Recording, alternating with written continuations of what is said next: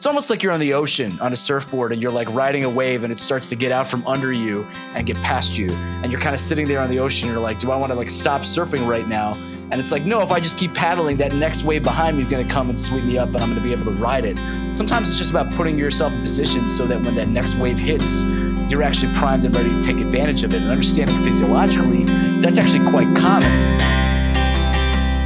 Welcome to For the Long Run, the podcast exploring the why behind what keeps runners running long, strong, and motivated. I'm your host, Jonathan Levitt. Through personal and professional connections in the running world, I have the privilege of getting to know some amazing athletes. I've always been fascinated by the psychological aspect of running, and this podcast is aimed at exploring this and much more. I hope you enjoy.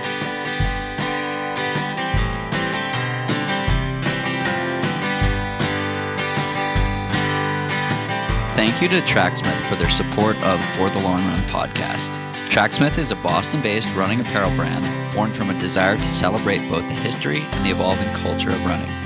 Tracksmith recently released their fall collection, which was designed to celebrate the seasonal shifts as we find our rhythm this fall. I have been loving their Van Cortlandt long sleeve, which pairs well with the Alston half tights on a brisk fall day.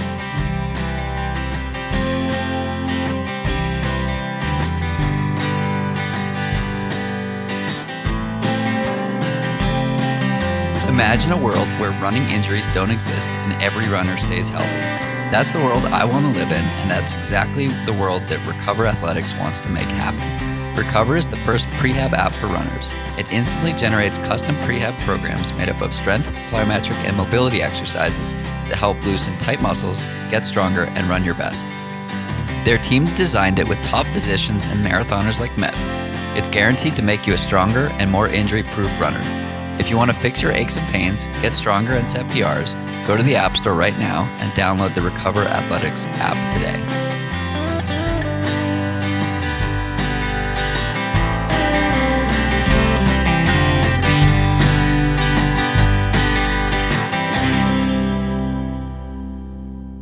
And welcome back. I have Jake Tuber joining me for episode 2.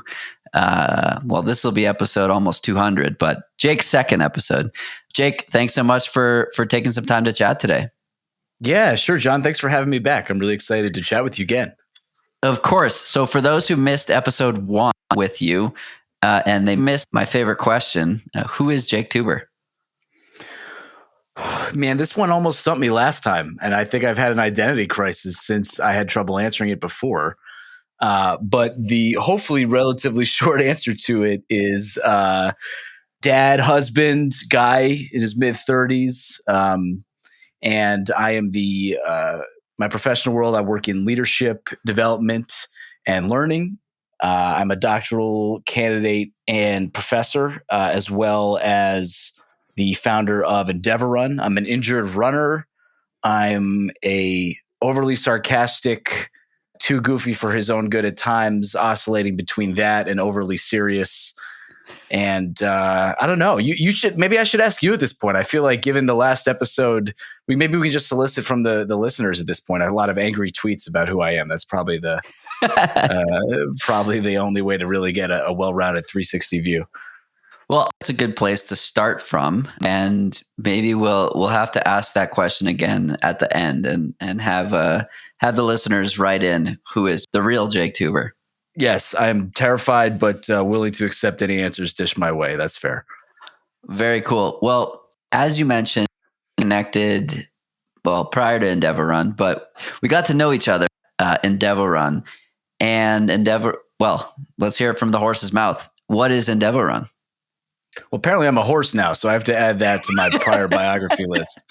Endeavorun is a little organization that I am in charge of that puts together what we hope are really premier athlete retreats and camps for recreational adult runners and triathletes and endurance sport participants. It's sort of training camps, the kind of training camps that pros go away to with their coaches.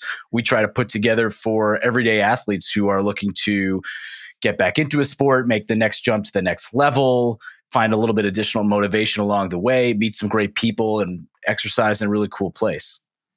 And there's a dating service component to it too as well, right? It's not well advertised, but it has been the case that some participants at Endeavorun retreats, although not explicitly there for that purpose, have met significant others who share like-minded interests and values as well. So I can confirm that there have been some successful outcomes in the dating sphere to date. It depends when you're listening to this episode, though. For those who are, if it's 2024 and you're listening, you'll have to check back. Tweet at us. We'll let you know how those relationships have worked out. Very, very good point. Myself included in these numbers here. So wanted to give the background there on Endeavorun. That's where I got to know you, and we got into a conversation, or you got into a conversation the night before we ran Magnolia Road. So we needed quite a bit of pep in order to take on this run, 15 mountain back, starting at 200 feet. And the run itself is a rolling corkscrew up and then a rolling corkscrew down. And I don't know if that was fate, but you described the rolling corkscrew of life. We'll get into your interpretation of it, but my interpretation of what you were saying was we're on this rolling corkscrew, and as long as it keeps ascending, that's a good thing. So first, please explain this analogy in a much more coherent way than I just did, and we'll go from there. Sure. So, and the context, and I can't claim credit for what you perceive as Magnolia Road's sort of congruence with the metaphor, although I wish I could say that was purposeful. It's just accidental. But this idea of the kind of upward rolling corkscrew or spiral is a really useful way to, I think, represent a training period of time for an athlete. And it is also quite intentionally parallel to the way a lot of psychologists and people in my field of adult learning and development think about cognitive and psychological growth through our lifespan.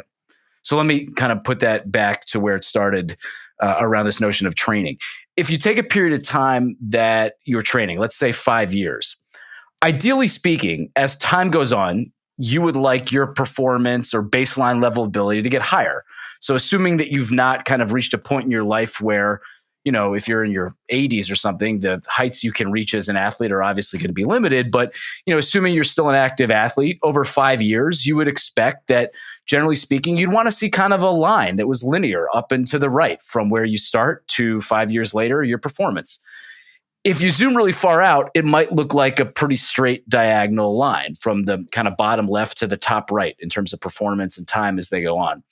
If you zoom in a little bit, as any athlete who's trained with a coach will know, you're going to see some plateaus. You're going to see peaks and plateaus. And that's generally how physiologically our body adapts and gets better over time. Another way to think about that is zooming in even more. And what might look like a flat plateau, if you will, especially during a given training cycle, might actually look a little bit more like a spiral or corkscrew. Now, of course, our listeners can't see me kind of making a loop with my hand here. But the idea is, imagine, let's say you have a 16-week block of training for a marathon. On day one, you have a certain baseline level of fitness. And as you continue to build and build over the course of a couple of weeks, that baseline, your ability to go out and run a marathon or time trial at 10K, that would probably improve over a couple of weeks. But at a certain point, if you're training correctly, you're probably going to overtax your body to eventually get a performance stimulus. But in the short term, you might feel like your legs are really dead. You might feel kind of tired and burnt out because you're at that point in your training cycle where the load is really heavy. So if you got asked to go out and rip a 10K time trial, at week 7, it might not actually be any faster. It might be worse off than it would have 7 weeks earlier when you were just fresh, even if your overall baseline of where you'll get to is better off 7 weeks in. Eventually, you'll kind of come out of that sort of down spiral, if you will, in your training. And you ideally want to end up at a place that is higher than where you both started at the start of those 16 weeks, but maybe even where you were at week 6 or 7 before you started to hit that patch of kind of over fatigue. So a good training program should ultimately look like linear progression, but should have what seems like a plateau. And if you unpack that plateau even more, almost a bit of kind of like a downward bump or almost sort of little looping spiral. And The idea is if you stuck a couple of those training blocks together, let's say over a 3-year, 5-year, 10-year period, you would ideally, depending on where you are overall in your lifespan, of course, but let's assume we're talking about folks who are still a relative deviation away from could be peak fitness or not too far from it. You should chronologically see what looks like linear progression, but is actually a series of these little kind of corkscrews along the way where you kind of go into these periods in your training where you've been fatigued, and then you kind of come out of that and you come out of it better off.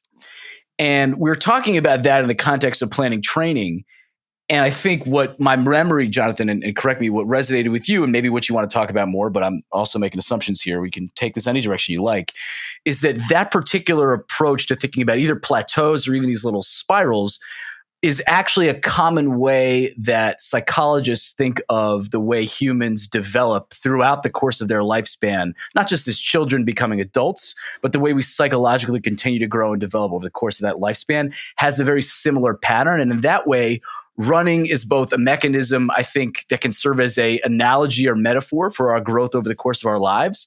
It can also, I think, be a catalyst for that growth as well. I do think there's some senses in which running for a variety of reasons or the self-discovery process we go through in running can actually be a thing that kind of catapults us a little bit further if the context and the environmental circumstances around us, in addition to just time on feet, is there. So it's an interesting parallel between the way I think about coaching athletes from a training standpoint and their physiological development, and the way when I'm working, for example, as an executive coach in my primary job, or thinking about leadership development or longitudinal development for students or individuals long-term, trying to think about how to bring them up through their lifespan to a place of psychological growth that is in many ways quite similar.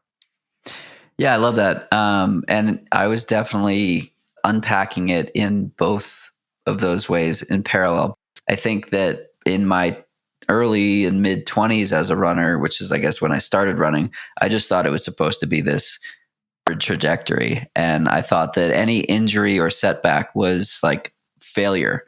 And in 2020, I had the longest injury of my running career to date.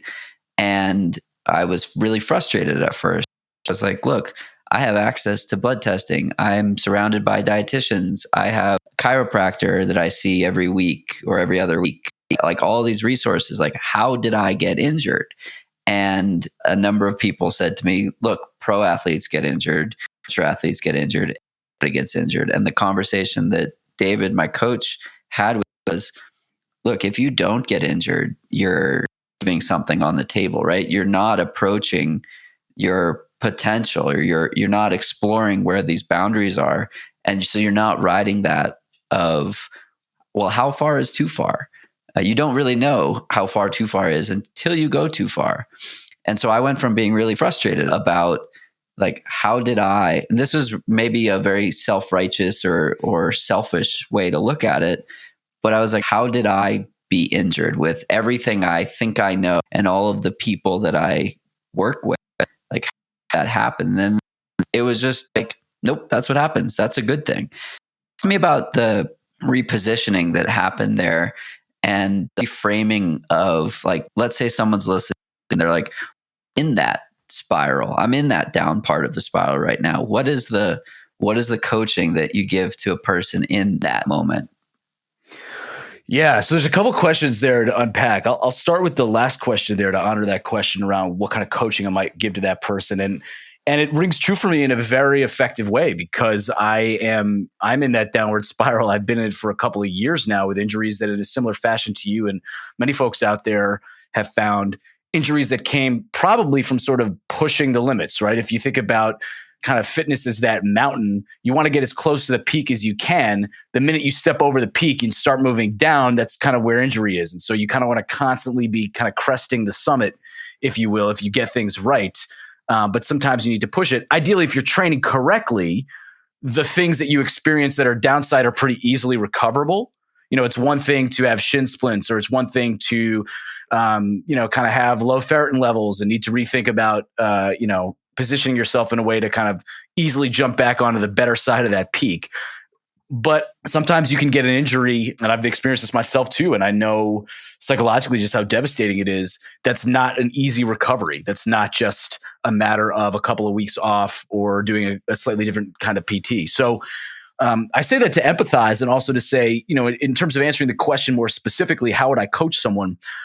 I think about my philosophy on coaching athletes, and I rarely coach athletes much these days, to be honest with you. I'm very annoyingly particular and selective about it. But I think about the role of coaching athletes as twofold. One, in the athletic context, you have to, as a coach, have a baseline of knowledge that is about information expertise and disseminating that expertise. So you have this knowledge, you should be training in this kind of way, you should be doing these things and not. And if the athlete is having specific challenges that are leading to injuries, my job as coach in some respects could be that as expert. Okay, you're not doing this kind of strength work and therefore you're having this problem with kind of dealing with this level of intensity. Or, all right, maybe we should think about doing these reps a little bit differently. Or maybe we actually need to analyze your form, or maybe you're too focused on something like that. So there could be a physiological element to coaching in which understanding the athlete where they're at physically is a degree of expertise that a coach needs to have.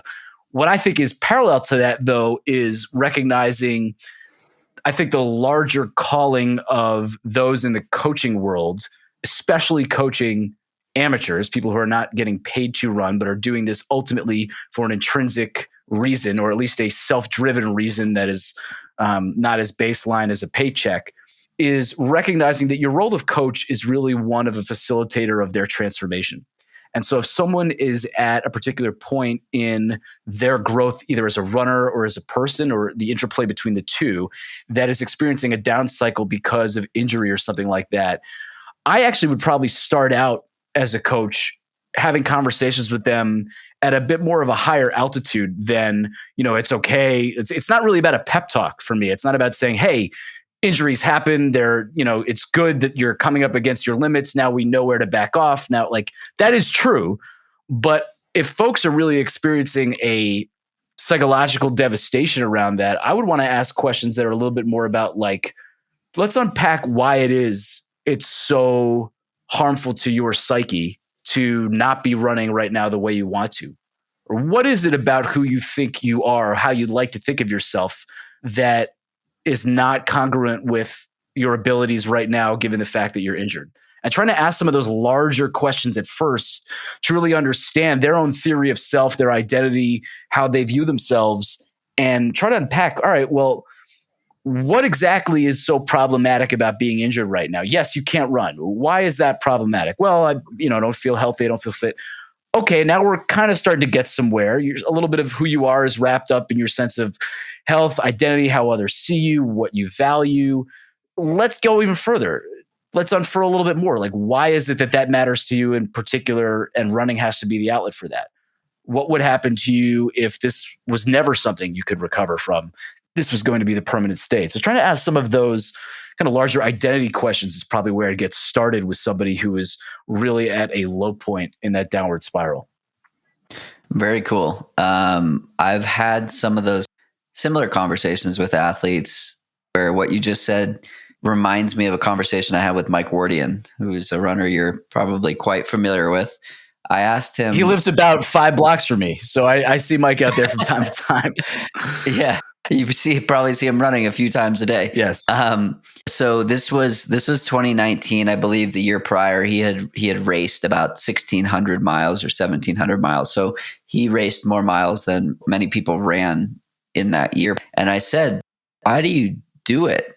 I had just sort of gotten to directly asking people about their why. And the whole goal of this podcast is exploring the why and understanding motivation and what can people learn from people who have objectively and subjectively at some level out of their life. And so understanding where that motivation comes from and what helps people consistent, which leads to success, is my sort of North Star with this podcast. So when you have someone like Mike, who is so consistent and so happy and positive, I was so curious. And I'm going to stop introducing the question and finally answer it. And so I asked him, why do you run so much? And for him, it was because at some point I won't be able to. at some point, this could all be taken away. I get hit by a bus tomorrow, and that could be the end of it. And I want to be happy with what I've done and sort of celebrate what my body is able to do.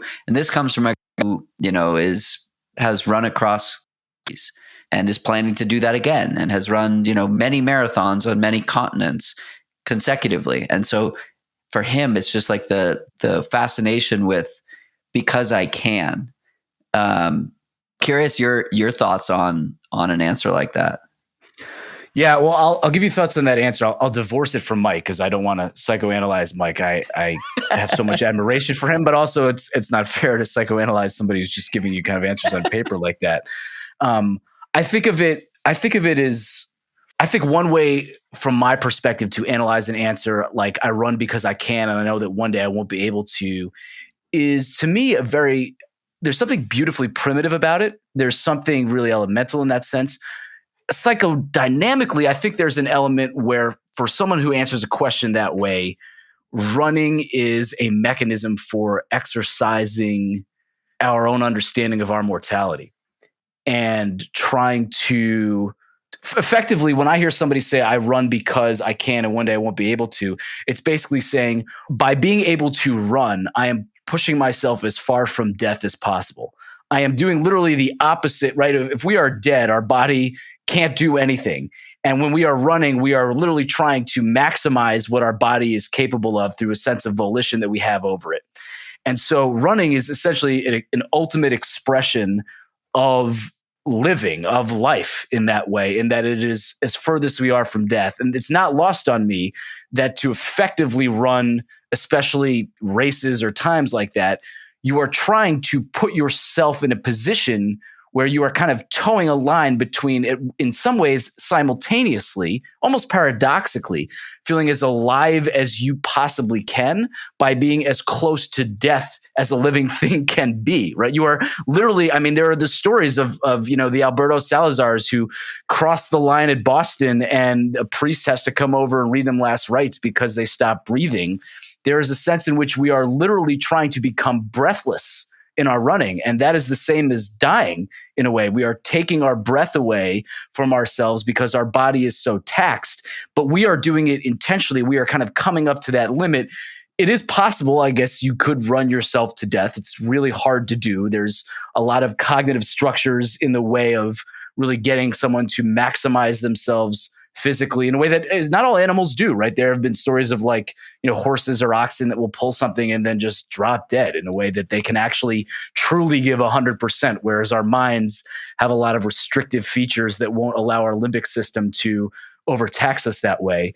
But I think there's something quite amazing about that philosophy. It's something I have tried to consciously embrace in the moments where I am able to still get out there and run. It does give me so much pleasure with that paradigm to just be out and moving. Yes, recognizing that one day it's because I can't and how fortunate and lucky I am to be able to do so. But also in that experimenting with the limits that I experience running is in many ways in a similar fashion, not just expanding my aerobic threshold or something like that, but could unlock a little bit for my mind as well. And running can be a really truly meditative experience for a lot of people. Some folks, sit in a room or in the Himalayas for weeks on end. Other folks run a marathon every day for 30 consecutive days. And they love the state their mind is in. I mean, I'm always interested when pro runners, and I know you've had a few on the show that talk about how running is really one of the few places they feel like their mind is calm. And in some respects, that makes a lot of sense in this same sense, because now running can be a moment for, what Piaget would have called reflective abstraction, or trying to think about what it is that you hold on to versus has a hold of you and use that to kind of transform yourself to a greater stage of human development. Yes. And Flanagan once said, I feel most alive when I'm racing, which is a perfect summary of everything you just said. You touched a little bit on and if you confidence. measured her vitals in those moments, you would say she probably looks like someone, for an average person, that's as close to death as anyone can be, right? So the paradox is quite interesting. You know, if you looked at her vitals and looked at her heart rate, you'd be like, oh my goodness, like we need to get this person on a bed in the ICU. They're hyperventilating. Meanwhile, Shalane's out there winning New York, feeling as alive as any human on the planet was at that moment. So there's something quite beautiful about that, both symmetry and opposite there. Yeah, it's cool how that can exist at the time. Thank you again to Tracksmith for their support of the podcast. I've been a fan of Tracksmith and their community-first efforts ever since my early days of running in Boston. As my miles increase again ahead of some big goals this coming spring, I'm definitely doing it in comfort and style with their gear. I'm also proud to partner with Tracksmith because they're going to donate 5% of your order value to the Michael J. Fox Foundation for all orders, and you'll also get free shipping. The Michael J. Fox Foundation is dedicated to finding a cure and helping those living with Parkinson's. Both of my grandfathers have or had Parkinson's, and I'm grateful of Tracksmith's support for something so personal. Visit tracksmith.com/forthelongrun to see some of my favorite pieces, and all orders that start from that page will contribute towards this donation.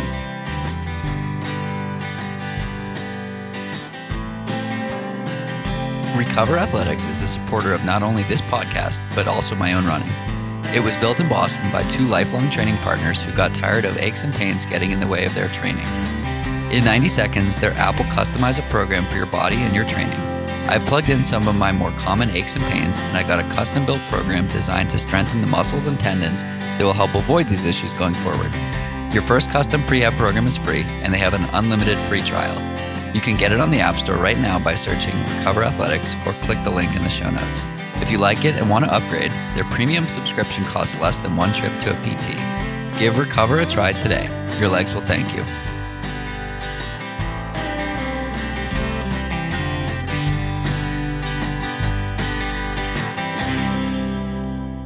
You touched a little bit on this, and I've wanted to have this conversation with you for a while now. Can't hear me? Going in and out a little bit. You want to start that part over? Yeah, I'm generally going in and out, so we'll just keep rolling here. All right, we'll fix it in post. If you're listening to this, it sounds perfect because of the editing. So you touched on confidence, and conversation with, as I was saying, with Gwen Jorgensen about not being afraid of failure, but being afraid of success. And something I've noticed in my own racing is pushing maybe a little too far, too hard, too early, and like bordering on self-sabotage related to like maximizing potential. So like if you think about it rationally, or if you think about it, the emotion from this potential situation, right? You can go out really hard. If you succeed, fantastic. If you fail, it's like, at least I tried. And so I'm super curious on your take on this. What I've been doing in racing lately, with the exception of CIM, is I seem to swing for the fences in pitch. And that takes me 25% of the way there. And then I crash and burn and then pull it together for the last 25%. But that middle 50% sucks.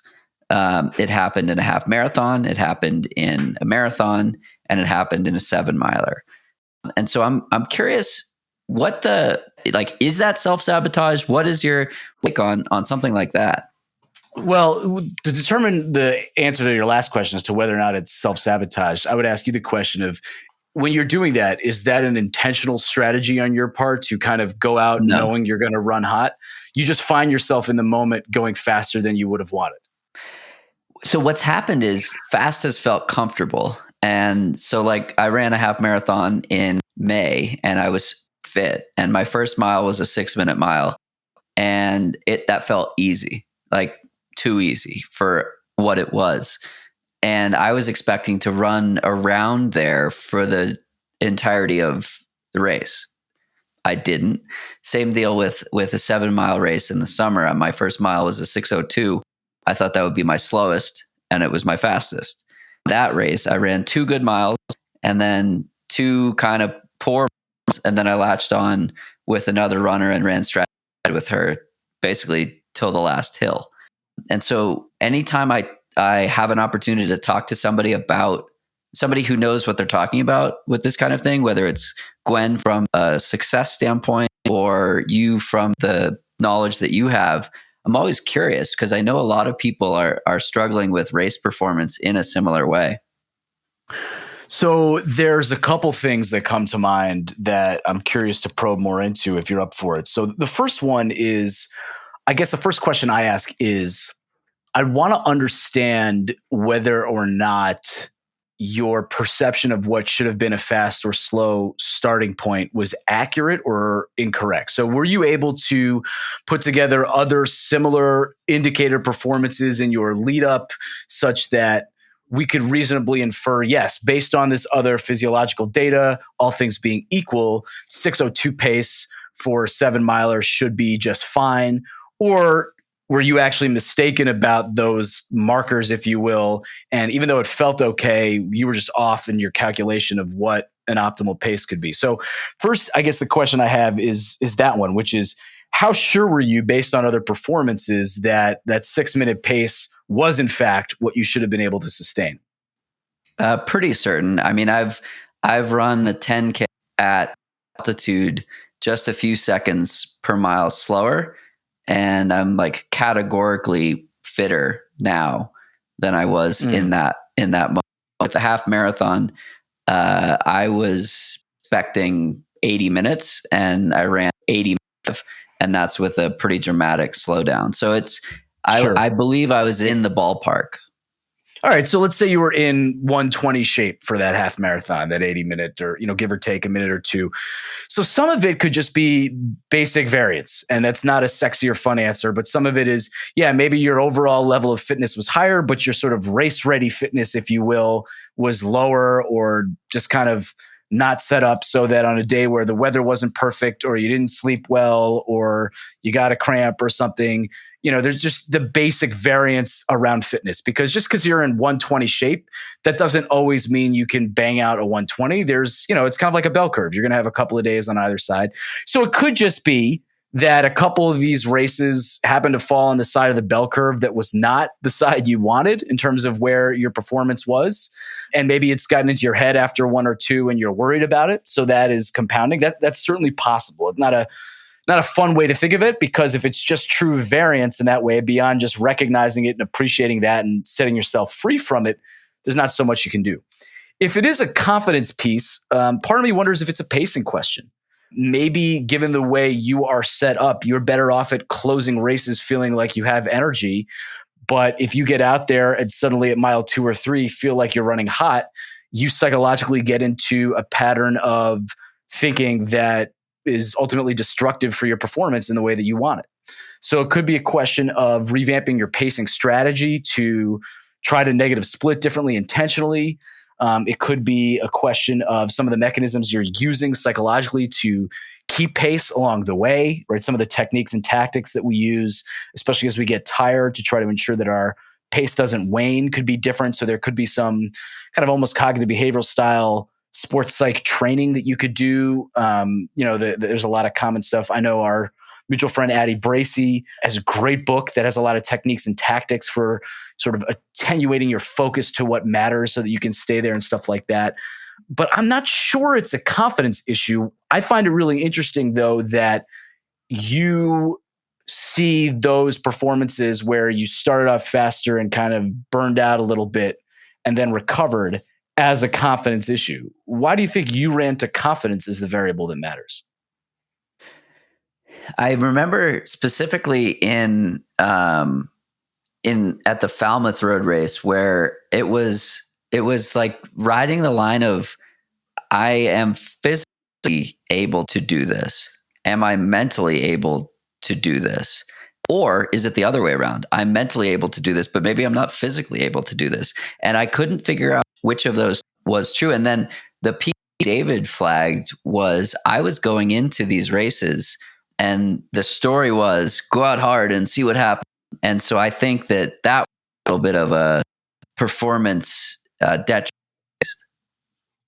Yeah, I certainly would say if you had this narrative of let me ride that line hard and hope to hang on, that can be a self-fulfilling prophecy. And what I will say is that, yeah, a couple times that will let you fall short. In some ways, that can be a really valuable long-term strategy because then those races become potentially sort of fitness building activities above and beyond, right? Like a workout that just really taxes you that you have to go and finish because there's other people around cheering for you. So there might be some long-term development. Of course, in the moment though, that's the moment where you came to perform, not to practice. So it's frustrating to be in that situation, even if you know long-term, it might have slightly more benefit to go out hot and burn up than it would be to never quite push the pedal to the floor. From a development standpoint, that's not going to be fun from a performance, and it's not going to be fun from an enjoyment standpoint if you really care about your results in those moments. So I definitely think that given you had that narrative in mind, there's probably a degree to which that was the case. I'd be curious what it would be like for you to adopt I wouldn't call it more conservative, I would call it sort of backloaded pacing strategy, which would be to say, well, instead of going out at the pace where I think my fastest could be, why don't I go out the first 20% at the fastest pace I am absolutely certain I could sustain? So, for example, if you really believed, like, if I'm having a good day, I can ride a 6:01 mile pace really well for a half marathon, great. But you may know that you can sustain a 6:16 pace. So go out the first 2.5 miles, the first 5K even at a 6:16 pace and see how you're doing and then wind it up as opposed to trying to run hot and hoping. Because the danger of running hot and hoping you can hang on is exactly what you described, which is if your mental game isn't in sync with your fitness or vice versa, the moment you start playing that game mid-race, you are probably going to start losing that game. It is possible to frame it in a way of, can I do this? Do I have it in me? Am I doing this correctly? That spurns you forward. Certainly after a couple of negative experiences with it, though, that's going to be a big challenge and unlikely. So if I were coaching you in this moment, I would say, okay, let's say you think you're in 6-minute shape. That's fine. I want you to go run the first 5K at 6:12 pace. Or alternatively, I want you to figure out what your heart rate is at when you're at 6:10 to 6:15 pace on typical conditions. And don't let your heart rate jump over that for the first 3 miles to make sure that you're slowing down sufficiently if you want to gamify it that way. And then basically see how you are. See if you can make it a game out of, maybe ramping it up, 3.5 seconds or so per mile for the next 7 miles. And then you're 5K left in your half marathon. And then it's time to just be like, all right, what do I have for this 5K? And I like telling athletes often to kind of, when they think they're feeling good, to pose the open-ended question to themselves. And when they think they're feeling poorly, give themselves the specific action items and next steps they need to keep going. So what I mean by that is, let's say you're 10 miles in, and given where you started a little bit slower, you're now down to averaging a 6:03 pace. And you've got a 5K left in this half marathon you're running. If you feel like you're feeling okay, I would encourage you to ask yourself the question in an open-ended fashion, something like, what do you want to do here, John? Or how badly do you want to go for this? Or what do you want to make of the next 5K? How do you want to leave it on the field, right? Because usually if you're feeling good and fired up, you're going to answer in the affirmative for yourself, and there's going to be a degree of self-belief that comes in as you build efficacy. If you're feeling really poorly, asking that question might make something click for you, but I could see a lot of athletes being like, yeah, I'm dead. What do I want to do the next 5K is not die. So sometimes in those situations, it's, okay, you've got 5K left. We're going to take it a half mile at a time, or I'm going to run the next quarter mile. Or one of the strategies I really like to use is sort of specific physical cues. Like I'm going to maintain my form and my cadence until I reach that post. And then as soon as I get to that post, I'm going to identify another place. And all I'm going to do is focus on making sure that my cadence of form doesn't deteriorate, so that I'm really focused on the moment. Or I'm going to count my steps or something like that to really focus in. So that would be a potential way to approach it. As I throw a bunch of things at you, though, you tell me what's resonating as something that you'd like to try. So the Specific slowing down makes a lot of sense because it's still a goal, and a metric of success is achieving that specific goal. The other piece is the affirm asking of a question, like, what do you want to do here? I have a friend who used the line, "You've made it this far, don't screw it up now." But really the time that I was most successful in a race was Providence Marathon 2019. I ran 18 miles, very smooth. I ran my second fastest half marathon in that split. And I started slowing down a little bit at 17 through 20. And that's a conscious decision because I wanted to break 3. And I said, if I don't run a single mile slower than 7-minute pace from here on out, I will do it. Make it hurt. And make it hurt, like the mantra that got me through that next K. And it was fascinating to lock into choosing discomfort, and discomfort with persistence be the metric of success in that moment. And I did it, and I achieved the goal, and I saw the face of the woman that was handing me my medal at the end and then apologized. I was so excited to have actually had this breakthrough, both mentally and physically, in a goal that I had years and had come up short in almost a half dozen times. So I didn't know what I was doing in that moment. What I did was similar to what you described, I think.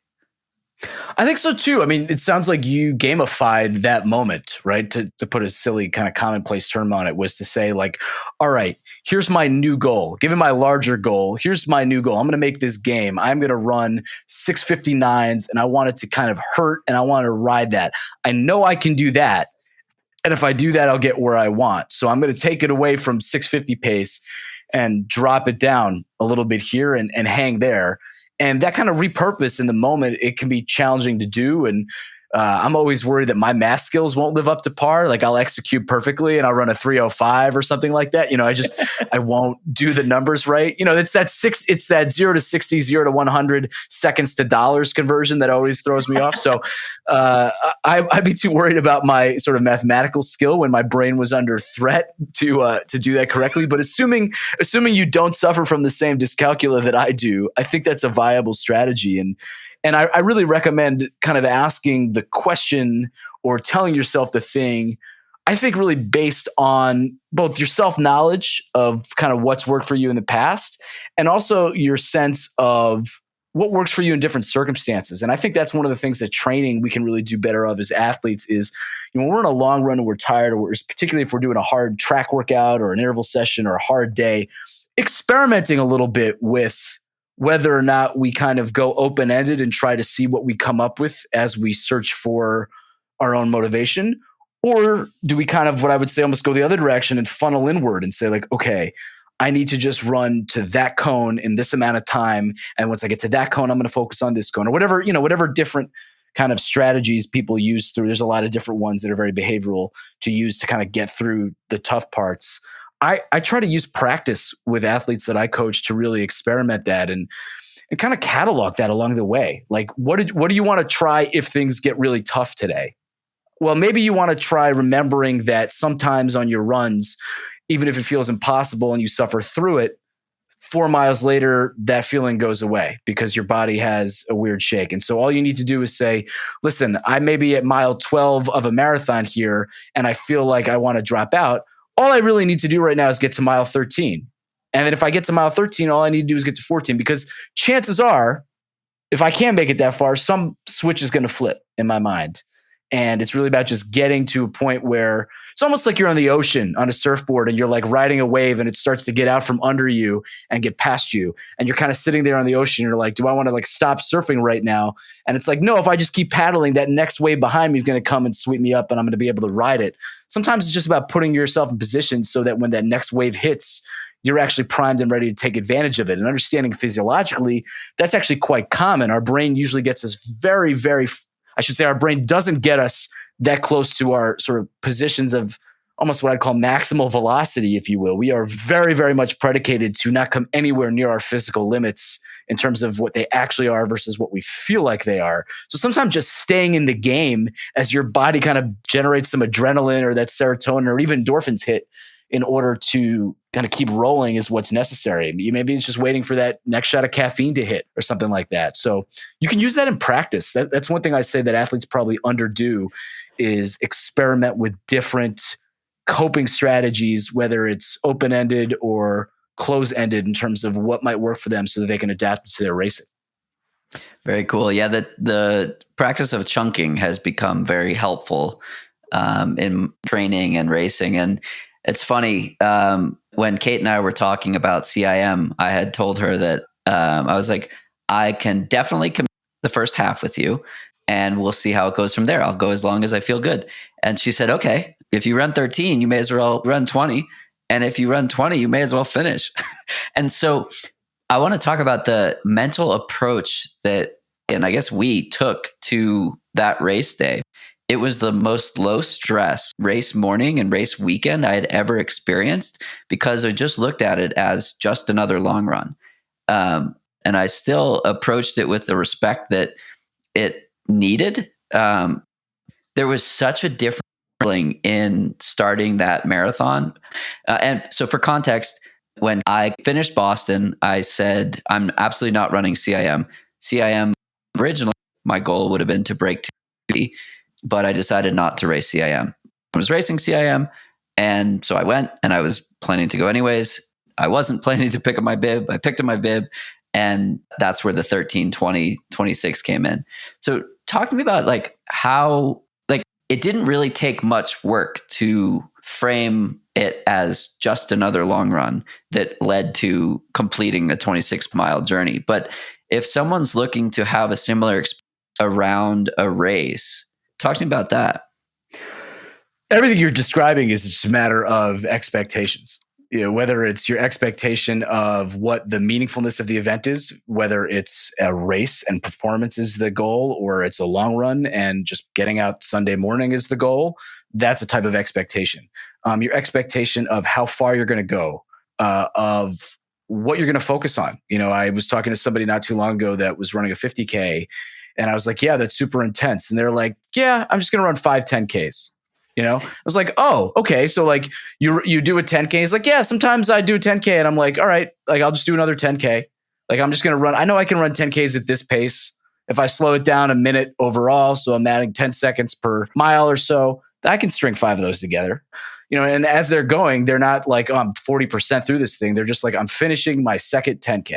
And now it's 10K number 3. It's about expectations. And we are, as creatures, very much driven by where we set those marks. That's why setting slightly aggressive but not overly aggressive goals is usually a pretty good strategy.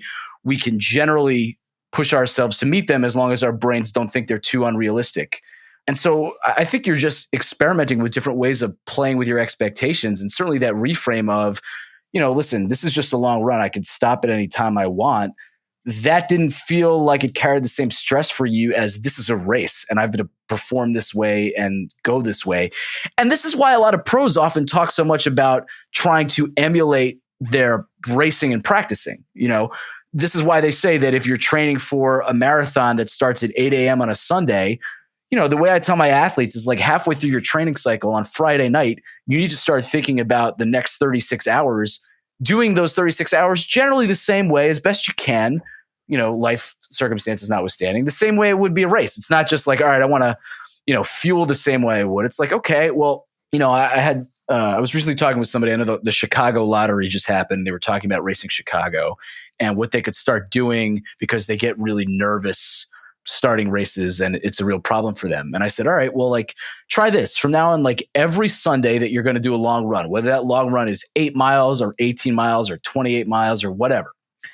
I want you to wake up the amount of hours that you're probably going to wake up the day before Chicago, having eaten the night before, at least the kind of meal you're probably going to eat the night before a race. So if the gun goes off at 7 a.m. and you need to get up at 5 in order to eat, digest, and warm up, you're going to get up at 5 and you're going to try to eat on that same schedule and do it on that same schedule. And what I want you to do, though, is if you're going to start your long run at 7, I want you to be sort of like outside in the area you're going to run by 6:15, kind of like bouncing around. And if you have to use the bathroom, like make sure that you wait a little bit and emulate that porta potty line, right? Like try to remember that like on the morning of the race, it's not just that you're waking up 2 hours beforehand and then racing the same way you did your long run. It's you're going to be standing around kind of cold outside, trying to ditch your last layers at the last second. There's going to be a lot of people around. It's going to be slightly uncomfortable. Try to emulate that. So like go down to the place on the trail that you run and stand there for 25 minutes pretending to be annoyed that they haven't started the damn race yet and then go, right? So that those experiences when it comes time to the moments of performance don't feel foreign, and that you don't rely on or I should say not that you don't rely on, but that you don't fall into the trap of I know I prepared for this, but this is somehow so different for me. And you just kind of did it the opposite way, which is you just kind of showed up and were like, oh yeah, I'm going to just do this the way I do my long run, which is I'm just going to wake up as I wake up, and I'm going to get ready for a long run as I get ready, and I'm going to go. The only difference is I can't start exactly when I want, and I've got to wear this number. But hey, there's people handing out beer along the way, so there's some upside. I think there's a bit of that as well. And it makes me think a lot about a piece of research that I think is really fascinating about event performance that I've never really heard discussed in this podcast because it was only really applied to this domain slightly. So there's an element of research on human memory about what's called sharpening and leveling. And the idea is that some people, when they look back at memories, they sharpen and they sort of enhance the vividness of the details and pull out specifics more and more. Whereas people on the other end of the spectrum are more what they'd call leveling, and they sort of flatten the experience and it kind of gets condensed into more of a blob. And that's a pretty interesting way of thinking about memory in the past, but there have been a little bit of work, not a lot, done a long time ago, about how this notion of whether or not someone is naturally a sharpener or a leveler doesn't necessarily apply to memory, but applies to anxiety around a future event. And some people are more predisposed to, if they have a big performance event in the future and they know it's on the calendar, they sharpen, they get worked up right away, they overthink it, etc. And by the time the event happens, they've kind of gone through the processing. They've kind of not necessarily come to terms with it fully, but like they got a lot of their sort of anxiousness and processing that anxiety out early along the way. By the time the event shows up, it's kind of dimmed. Other people, levelers with a future event, are hear about it, sign up, don't think about it, don't care, no worries. And then in the days or moments before the thing get really, really worked up. And by the time it's come to perform, they're potentially really fired up and wired and nervous. And I need to think more about exactly how to apply that and utilize it as a coaching strategy, because I think identifying one's tendencies around anxiety in terms of sharpening and leveling of future events could be really powerful in a lot of ways. For example, I could see understanding oneself and having knowledge about one's own tendencies, not just using as a sort of long-term mitigator, as if like, okay, I know you signed up for this marathon next year. You're kind of freaked about it now. You want to make all these plans. That's just you being a sharpener. Take it easy. You've got time. That's great. But I wonder, for example, if sharpeners, because by the time they show up on the day of, are a little bit more collected and cooler, I wonder if they need to get more amped. So I wonder, for example, if in the 20 minutes before a race, an extreme sharpener should listen to really, really violent hip hop, whereas an extreme leveler who's gotten themselves really amped up and is really worked up at the start line actually needs to listen to classical music and calm themselves down. So I've always wondered, right? Sometimes I feel like I need to get calm. I think about myself racing in high school and college, and I got so incredibly nervous, sort of like throwing up noxious nervous before races. I probably should have calmed myself down. At the same time, I remember after one season I did where I did this charity event where I tried to run in 30 races over the course of a year. By the time I got to race 25, I was almost bored when I showed up at the line, and I really needed to pump myself up. And so I wonder how much sharpening and leveling and some of those tactics play. Anyway, this is me kind of waxing psychological, philosophical about these concepts. So apologies to any listeners who have managed to stick with us through this point. But there's some really interesting elements to understanding your own relationship to expectations and then making the conscious choice both in training and in execution to utilize what you know about yourself to set you up for success there. You can't see it, but Jake just dropped his mic. I find that hard to believe because I'm wearing a headset. And this is that same headset, by the way, that you've commented on in the past, because it makes me look like one of the guys who works out on the airport tarmac directing traffic. But it's responsible for whatever audio quality we're getting. And I've been told that my voice needs whatever modulation help it can get. So if you want to auto-tune me, that's fine. I'll be the T-Pain of the For the Long Run podcast if need be. But the headset is still on. The mic is not dropped, but I'm glad you felt that way. I think. Ryan Walters of Single Track Sound for making Jake sound great. Oh, goodness gracious. Yeah, no, I'm sure that if anyone's still listening, that was either remarkably interesting and useful or more likely than not, astonishingly vapid and inconsequential. So we'll have to see what the listeners think about it. I'll tolerate either answer. I think is reasonable. We'll take a poll afterwards. That's dangerous. Jake, this is amazing as always.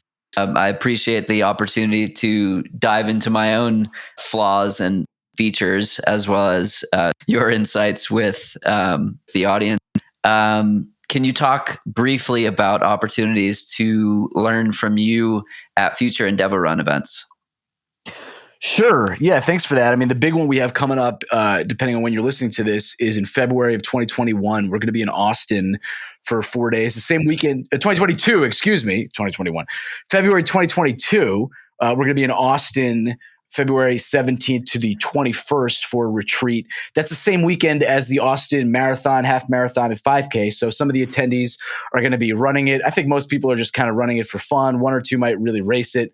But we're going to be doing a lot of things, workshops. I'm going to be there with a lot of names that you've had on this podcast as well, to sit down with folks, look at their training, look at their nutrition, look at their mental performance, look at their strength work, go over injury analysis, really get into their why for running in individual and small group settings.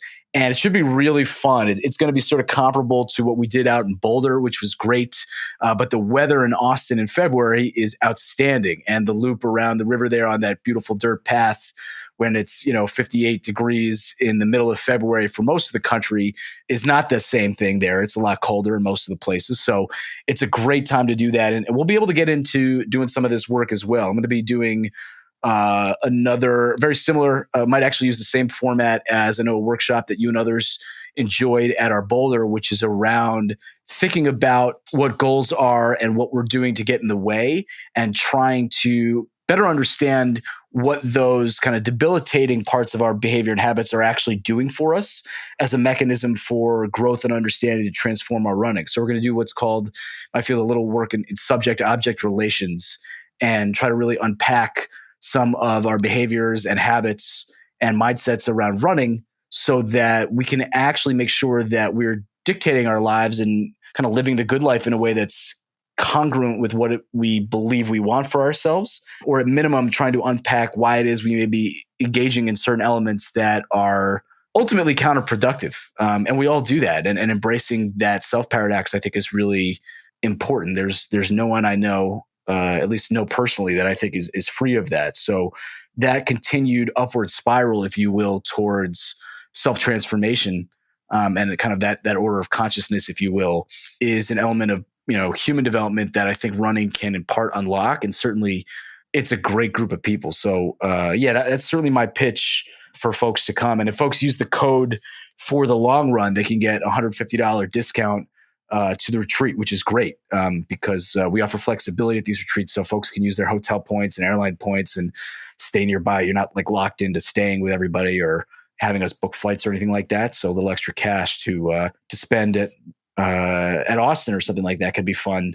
And also barbecue. We will have excellent barbecue. That is a promise. I actually was in Austin not long ago at the running event and made a point of sampling a couple of different places so that my northern taste buds could most properly, I think, evaluate the quality of different options we had there. And needless to say, we really can't go wrong between barbecue and tacos in Austin. Food's delicious. The people are great. The weather's lovely. Jake, thanks so much for taking some time to chat, and we'll see you down there. See you down there in the heart of Texas. Thank you, John. It was really fun to talk about this stuff. I'm hopeful that you'll have me on to talk about these pieces, and maybe let's circle back. I want to hear what it is that you want to try, what it is that you want to potentially go and do now that you've had a chance to think through some of these pieces as well. So certainly if you'll have me back for another episode, I'm more than happy to talk to you about it. Sounds good. Appreciate it. And of course. Right on. That's it for today's episode. Like many long runs, it's sad when it has to end. I hope you join in next time on For the Long Run, and in the meantime, happy trails. If you enjoyed this episode, it would mean a lot to me if you shared it so that others can find it and enjoy it too.